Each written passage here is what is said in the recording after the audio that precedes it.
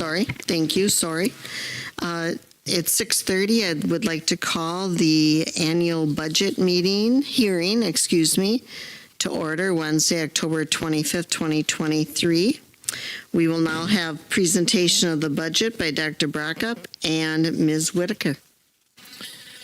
Thank you, Julie. I'll just start tonight by welcoming folks, and thank you for joining us for the annual budget hearing and annual meeting. We're fortunate tonight to be able to present some good news for our school district that reflects careful and strategic prioritization of the limited resources that we have been provided to fund our public schools here in Bangor. Tonight we will talk a little bit about the state budget, the impact of the increase from $10,000 to $11,000 per pupil in that state budget, and what that means in terms of dollars delivered versus revenue limit authority granted will be kind of a theme of our conversation. Our schools are the hub of the entire Bangor School District community, and we do not take that responsibility lightly. We'd like to thank our entire community for their continued support, and we truly are one Bangor all together for kids and community. Before we get too deep into the meeting tonight, I'd like to thank the school board, the administrative team, and a huge shout out to Angie for her hard work and dedication for managing the district finances. Our agenda for this evening will actually have three separate meetings, calling all three to order and adjourning all three. The first is our budget hearing that will take a look at last year's budget, make the best educated predictions for this year with the information that we have, and plan our balanced budget for 23-24. The second meeting will be the annual meeting where we will look to authorize the tax levy amount for 23-24, authorize certain board authorities, and set salaries for board members. During the third and final meeting, that will be a special school board meeting where the school board will approve the 23-24 budget and set the tax levy for 23-24. So that's our agenda for this evening. As we begin the meeting, there is a document in your handout, the budget publication 23-24, that we'll be referring to throughout this meeting. The summary budget document presented is the same format that we looked at last year. This is the format that the state recommends, so it's what we are using. It's important to know we are presenting a balanced budget, and I'll hit that and show you exactly where that is reflected on this document. For perspective, the funds that we're working with on this budget account for the tax levy that we have chosen, and we will look at for the mill rate to maintain a mill rate of 9.5 by under levying by $150,000 to maintain that steady mill rate. The stability of the mill rate has been a key goal for this board and school district for many years, and we want to do our part to make sure that we are maintaining that steady mill rate this year. While we have some control over how we spend the resources that we're given, while we have some control over how we spend the resources that we are giving, we have little to no control over how much we are provided in the funding. So we do our best to manage what we are given and do so as good stewards for our community. So as we look at this document, again, in the next meeting, we will be looking more at the budget levy. This is reflecting a budget levy that is levying $150,000 less than our full authority. And we are still balancing this budget. When we refer to balanced budget, if you look in the first section, the general fund, if you look at the bold print, total revenue and other financing sources, you'll see $10.69 million there. If you look at the very bottom of that same box, total expenditures and other finances used, it's the exact same. So when we're talking about a balanced budget, we are projecting the dollars that will come into the district, and then we are projecting their expenditures. There's nothing in this that our school board has not heard about as far as where funds are coming from or what funds are available, and or how funds will be spent. So when we've talked about ESSER dollars last week or 2 weeks ago at our meeting, we know where those ESSER dollars are being spent. You're seeing them reflected in this budget. In the bottom, any increases that we've done in compensation or any increases that we've purchased additional equipment this year, the buses, all those types of things are reflected in those expenditures. There's nothing hidden from what hasn't been already talked about in public comment or in public view during our board meetings. As we look through this, I'm going to work through top to bottom and just talk about why some of the discrepancies. And when I make a mistake, Angie's going to help correct me and make sure that we've got the correct thing there. We'll start with the local sources of revenue. If you look, source 200, you'll see that the unaudited, which is an official number, it's just the audit has not been completed for 22-23. That unaudited 22-23 was $2,073,000.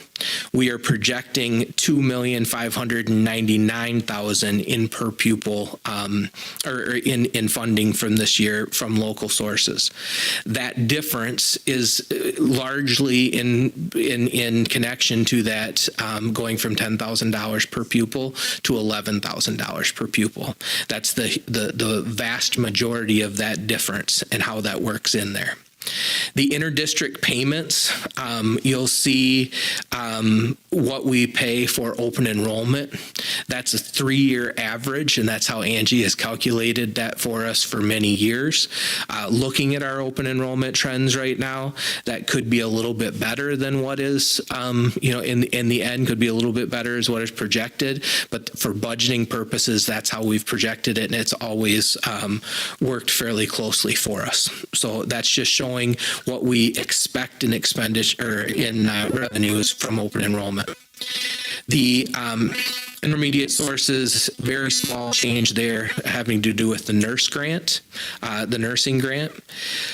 State sources is the state aid that comes from the state, and you will see that there was an increase in state aid for the year. So that's a positive for us. That's money that we do not need to go to our community and ask for additional revenue support that way.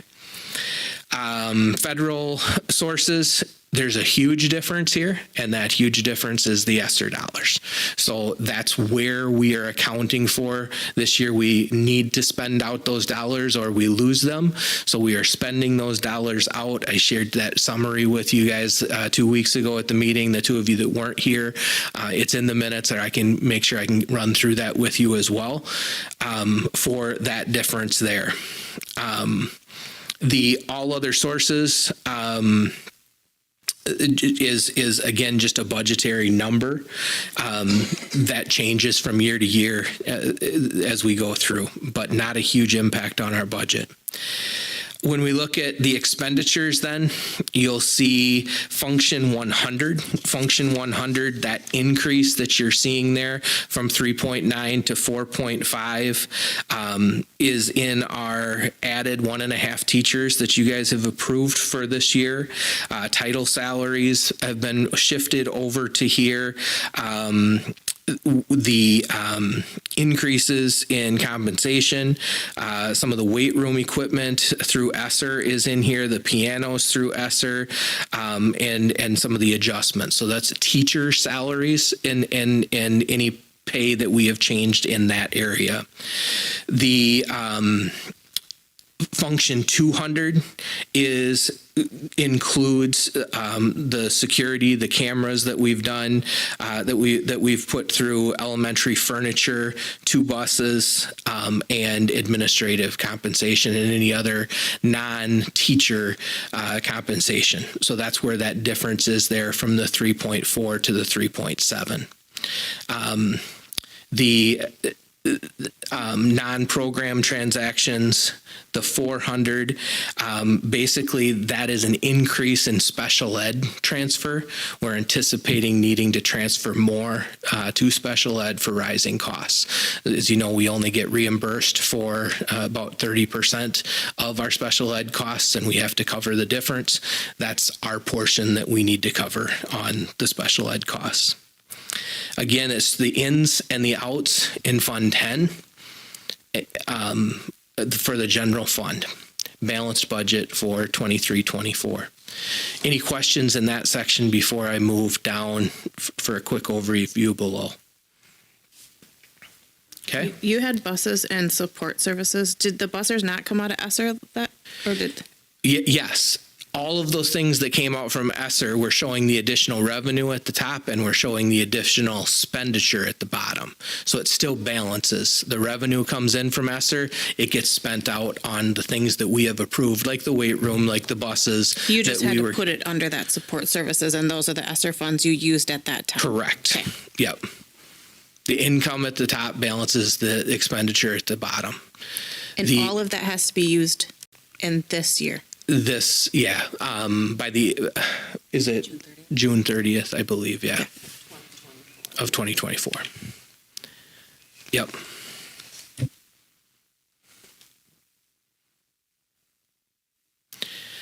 I'll go on to the next section, the special projects. This is Fund 21 and Fund 27. Fund 21, the first two lines, the beginning fund balance and ending fund balance, that's our activity accounts. We really don't and never have budgeted for our activity accounts because they're self-sustaining. What they bring in, they're supposed to be spending year to year. So we don't fund it with income from outside sources. It's all run through those activity accounts. So that's the beginning balance, and we're anticipating it being the ending balance. Fund 27 is special ed. So this is again where you're going to see the increase in special ed costs for the year from 1.67 to 1.75. And again, you're showing kind of the anticipated in and out for Fund 27. The debt service fund. You're going to see in the debt service fund that we have our payments for debt this year that you'll also see on the revenue limit worksheet of 1.775 million is what we will pay towards debt this year. And that is all debt. Still some of the old, if you remember that, we're paying because the interest rate is so low, we're continuing to pay those last couple payments and then paying on the new debt that we have as well. So that is the payment for debt for the course of the year. Angie, remind me the 384 and the 32 in the top two lines. That's what's in the Fund 39 balance. It's, yeah, sorry, that's the Fund 39 balance that's in there to pay debt with. And then we anticipate it being a little higher at the end of the year based on what our actual expenditures will be during the year. The project and capital funds, you'll see here the top section is Fund 46.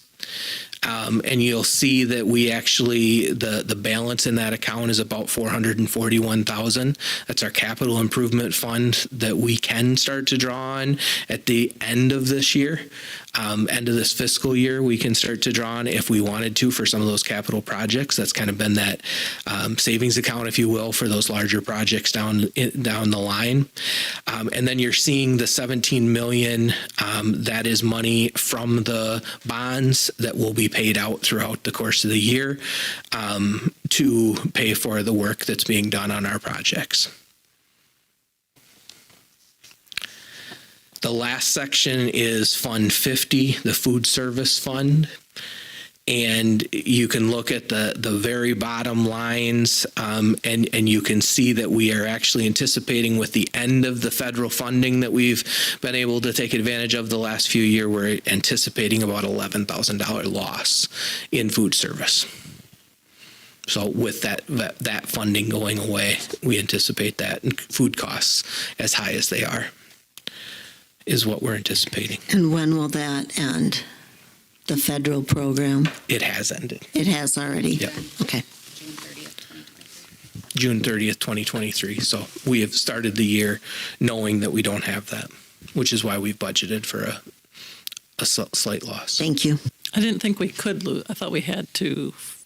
I didn't think we could be in the red. Yes, you can. Okay. We have a significant fund balance.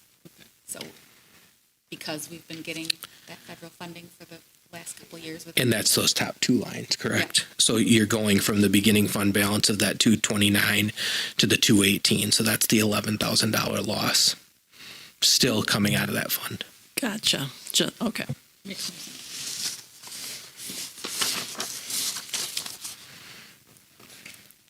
All right.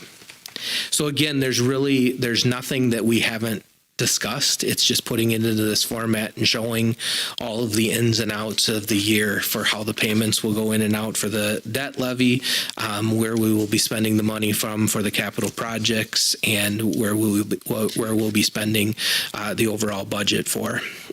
Again, this is balancing out for the year, meeting all of our needs for the year, and taking into account $150,000 under levy on the revenue limit worksheet so that we can continue to keep stability in the mill rate at 9.5. Any discussion? Or maybe that, Julie, that's your question to ask. So any questions, any discussion?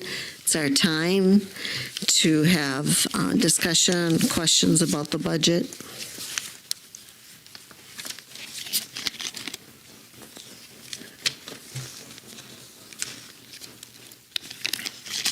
All right. Okay. We'd look for adjournment. Maureen, go ahead. I was just going to move to adjourn the budget hearing. Motion made by Joni, seconded by Shelley to adjourn the budget hearing. All in favor? Aye. Opposed? Motion carried. Thank you. All right, next we will go to the School District of Bangor annual meeting, Wednesday, October 25th, 2023. I will call the meeting to order. And then next we need to elect a chairperson for this meeting. I'll make a motion to, for Julie to be the chairperson of this meeting. Second. Motion made by Shelley, seconded by Joni to elect Julie Myers as meeting chairperson. All in favor? Aye. Opposed? Motion carried. Next, we need to elect a clerk for this meeting. I move to elect, Yep, go ahead, Joni. I'm sorry, I move to elect Shelley Piskey as the clerk.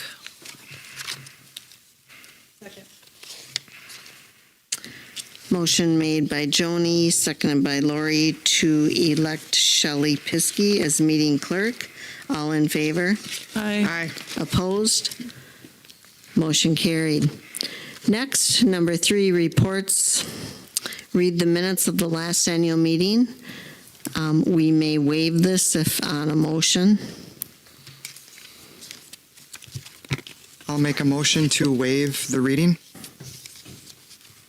I'll second. Okay, I'll make a motion to approve or to waive and approve the minutes from the 2022 annual meeting. Thank you. I'll second. Motion made by Shelley, seconded by Lisa to waive and approve the annual meeting minutes from 2022. All in favor? Aye. Opposed? Motion carried. Next, we'll have the treasurer's report. Me again. We'll look at the this document in your packet. I'm not sure which page it is. Page 5. Thank you. So this is a summary of our budget from the 22-23 school year. In very simple terms, you have the revenues, which all of the types of sources that we just talked about on the last page apply here as well. The total revenues of $10,025,000 and $427. The expenditures for the year, instruction and support services. So very similar to what I had said in the last meeting. Instruction being any teacher, anybody that's directly working with students, and support is everybody else. So all of our pairs, our bus driver, or the pairs are actually in the instruction. The bus drivers, custodians, administrative, all of those types of things are in the support services in there. Non-program transactions, other purchases and things throughout the year, and shows a total expenditure of $9.997 million, which gave us an excess revenue last year of $28,336. With that, we transferred that to $28,336 to Fund 46, or excuse me, to the, I apologize, to Fund 10. So increasing our fund balance. So the initial fund balance from last year was 1.503 million, ending at 1.531 million. So increasing over that. By that $28,000. I will say that every budget that I looked at before I was here and the budgets that we have done while I've been here, we have been able to say that. So when we look at that other budget that we just looked at in the budget hearing, when we're anticipating that, we hope that we will be ahead of those numbers again at the end of this year as well. Pretty conservative budgeting for a long time in this district, and Angie has a big part of that, but the district's made some really good choices over time. So hoping to continue that trend. Questions on the treasurer's report? Okay, next, report on Fund 73, post-retirement. Yeah, go ahead. The Fund 73 balance at June 30th, 2023 was $429,565.07. The Fund 73 interest earned for the year ending June 30th, 2023 was $5,913.65. And Fund 73 benefits paid for year ending June 30th, 2023 is $71,956.62. Thank you. Old business, doesn't look like we have any. Going on to new business. A, authorize a tax levy for the 2023-24 school year.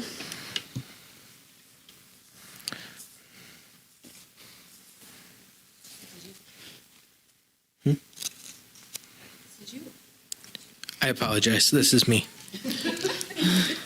For some reason, I thought it was. Okay. So you have your revenue limit worksheet in front of you, and I'll kind of walk through those changes. I'm awake again. I think the most important thing on the left-hand side is when you're looking at our enrollment. You'll see in the first box, the yellow boxes there, you'll see 2020, 2021, and 2022, which were the 3 years that are averaged out for last year's budget, giving us that 613 average for the total FTE last year. This year's budget, we drop off the 2020, and we have the 21, 22, and 23 numbers there. So you'll see that we dropped off a 593 and we added in a 618 for the total FTE count. That results in a 622 average. So up 9 FTE from last year to this year. As we talk about that, I'm going to say it now, and I'll remind us multiple times throughout the year that next year we will have a 639 drop off. I believe in miracles, but it would take a pretty big one to make sure that that doesn't show a declining enrollment next year. A pretty big number in 24 for that to show not to show declining enrollment. So we can anticipate that. You will see on the other side, if you look, there is a place for a declining enrollment exemption that helps to hold value or hold that authority for a year when that change happens. So we will have that, but and then I think when we look at as time goes on, we'll still be okay with the average that we're running. But I do want to just point that out. We are going to drop off a number next year, and we'll have a conversation about that declining. And it doesn't necessarily mean that the district enrollment is declining. It's that 3-year average that'll drop. With that said, if you go down from there, you're going to see that fall 2023 property values. So the fall 23 property values for all properties in the Bangor School District is a really big number, $451,764,744. Last year, that was about $397 million. So an increase in about $54 million over the course of the year, 13% increase, which is pretty much in line with what the state did as well. Yes, property values went up. We also do continue to have new housing come online in our community, which increases that value and distributes some of that. It is both, and I acknowledge that it's not equal across every single taxpayer in our community. All of our communities are impacted a little bit differently by those percentages, but that is the total value of the district that we divide the cost across. When we get to the right-hand side, if we look at kind of the yellow boxes that line up, we're going to really focus on the fact that we're talking about authority or revenue limit authority. You'll see in the yellow boxes as they start down there, the $11,000 per pupil authority that the state has given us this year versus the $10,000 per pupil. You'll see that per member change of $325 and then the low ceiling. That's how we got that $1,000 change. Is $325 was the per member change, and then we were a low revenue district, so we got to $675. Next year, we should get $325 additional that goes on to that, making it $11,325. So you'll see that $11,000, that's brought down in the per pupil and multiplied by the 622, which is the 3-year average, giving us that $6,800,000 number. The recurring exemptions of 89 is also added on there, 89,169. That is because of the transfer of service that we've talked about this year. So we have additional authority by doing that transfer of service. So that $89,000 is added on to that for authority. The line 9, as you go down a little further, is the total of those. And then the exemptions for 23-24 is the total of everything there, the A, B, C, D, and F in the yellow there. So we have an additional $900,000 of authority that our community has given us through passing a referendum, an operational referendum. We missed a student in some of the open enrollment counts last year, so that's an adjustment there of additional authority of $5,884. You're also going to see the authority here for the private school vouchers in H&I. So these are dollars that we have to levy and that will go directly to the private schools in our community and some even to like Milwaukee Public Schools because of the funding model. So we levy them in our community. They never actually come to us. The state gives us those numbers that we have to levy, and that's what we have to levy. That's an increase of about $30,000 in levy this year that we did not have any control over. That adds up and continues to come down to the $7 million mark there. The total aid coming into the district is $5,256,213. If you remember on the initial budget that we looked at, or that we looked at tonight, that aid had increased. It increased by about $140,000. So the state gave us an additional, $1,000 per pupil, so $600,000 in revenue limit authority, but they gave us $140,000 in aid, which means they gave us authority to tax our local taxpayers, but didn't give us that money. So that's where I said at the beginning of this meeting, the difference between usable, spendable money and revenue limit authority. That adds up with those other boxes in yellows, the state aid for computers and the personal property. Those are standard numbers that the state puts in there for us, giving us that 5 million at the end of all of that when you subtract those out in state aid. So our authority in the first green line, line 13, is 694,336. That is an additional about $600,000, which is what we anticipated when we looked at staffing and budget and all of those types of things throughout last spring when we were making decisions about compensation over the summer. We were anticipating that additional authority, and it did come through. With that, as we looked at that budget last year, we talked about the fact that we would likely take $100,000 and put into Fund 46. We would increase back some of that money that we have going into capital projects and those types of things that we had reduced a couple years ago.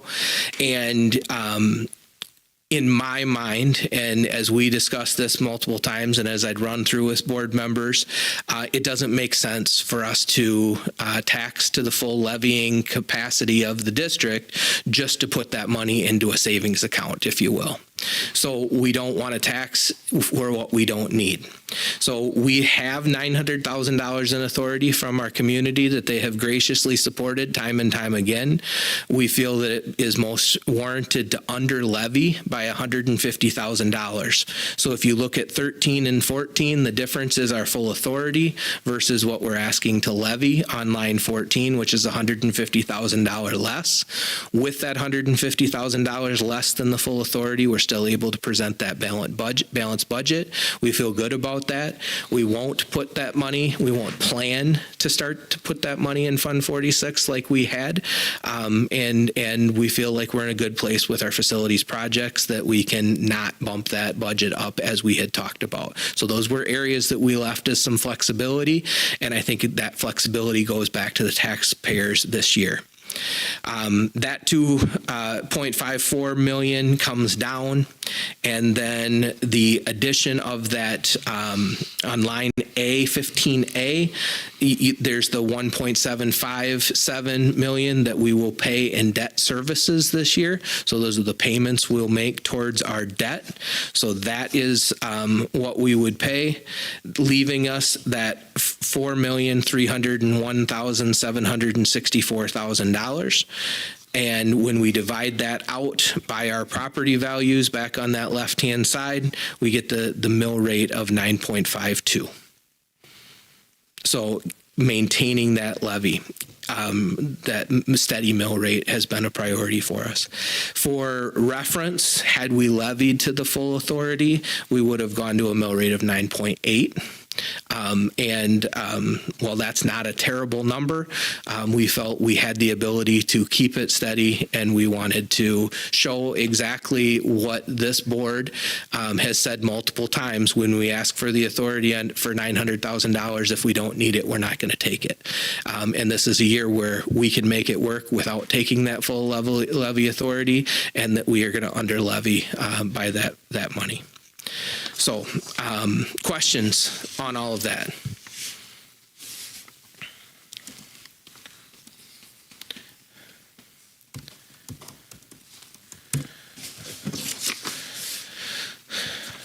So we would be looking for a motion to authorize the tax levy for 23-24 at $4,301,764.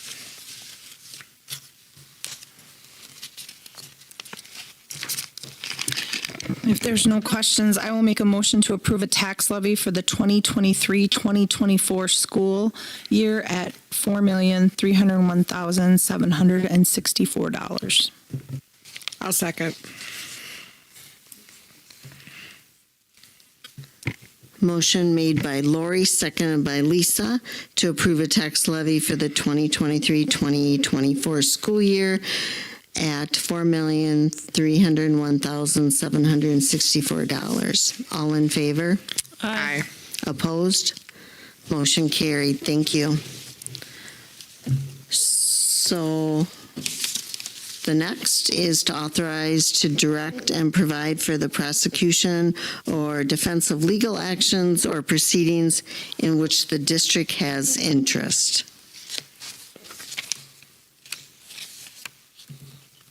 That's as simple as just reading that to give that authority. We do this every year, don't Yep. we? It's kind of required. Okay. So I'll make a motion to authorize the board to direct and provide for the prosecution or defense of legal actions or proceedings in which the district has an interest. Second. Motion made by Lori, seconded by Kelly. All in favor? Okay. Opposed? Motion carried. Authorize the board to change the annual meeting date. I'll make a motion to authorize the board to change the annual meeting date. Tina. Motion made by Shelley, seconded by Tina. All in favor? Aye. Opposed? Motion carried. Authorize the payment of expenses for board members in their performance outside normal duties. I'll make a motion to authorize the payment of expenses for board members in their performance outside normal duties. Second. Motion made by Joni, seconded by Lori. All in favor? Aye. Opposed? Motion carried. Set salaries for the school board members for the 2023-2024 school year. You can see those present salaries listed. I would just note here that we did adjust these last year. They are still very much in line with your conference counterparts, and I would not recommend any change in those this year. I would make a motion to maintain the existing board salaries into the 23-24 school year. I'll second that. Motion made by Joni, seconded by Shelley. All in favor? Aye. Opposed? Motion carried. Other new business within the power and authority of the annual meeting? None? All right, I ask for adjournment. Go ahead, Shelley. I'll make a motion to adjourn. Second. Motion made by Shelley, second by Lori to adjourn annual meeting for October 23rd, 2023. All in favor? Aye. Aye. Opposed? Oh, it says potential. Motion carried. Thank you. Moving on, special meeting of the Board of Education, October 25th, 2023. I would like to call this to order. Roll call, everyone is present. I ask for a test of publication. I seen it posted. Thank you, Joni. Approval of the agenda. Tina. I'll second. Tina, Kelly. Tina and then Lisa. Oh, okay, sorry. Motion made by Tina, seconded by Lisa to approve the agenda. All in favor? Aye. Aye. Opposed? Motion carried. Thank you. So, I'll just give you 2 seconds. give a little. So we just had the budget hearing for our community, the annual meeting for our community. Those are powers, everything that they did. We're authorizing, getting feedback from our community. That's an opportunity from our community to speak. The board must authorize the tax levy for the 23-24 and set the budget for 23-24. So this is the official board action on everything we just went through in the budget hearing and annual meeting. So again, I can review all of that if you want, or we can go. Okay, I'll make a motion to approve a tax levy for the 2023-2024 school year at $4,301,764. Second. Motion by Lori, seconded by Joni. All in favor? Aye. Opposed? Motion carried. Next, approval of the 2023-2024 budget that was also just reviewed. I'll make a motion to approve the 2023-2024 budget as reviewed during the annual budget hearing. Second. Motion made by Shelley, seconded by Kelly. All in favor? Aye. Opposed? Motion carried. I ask for adjourn. So moved. Second. Motion made by Lori, seconded by Joni to adjourn. Special meeting of the Board of Education. All in favor? Aye. Opposed? Motion carried. Thank you, everyone. Thank you. Thank you. Thanks, Angie. Thanks, Dave.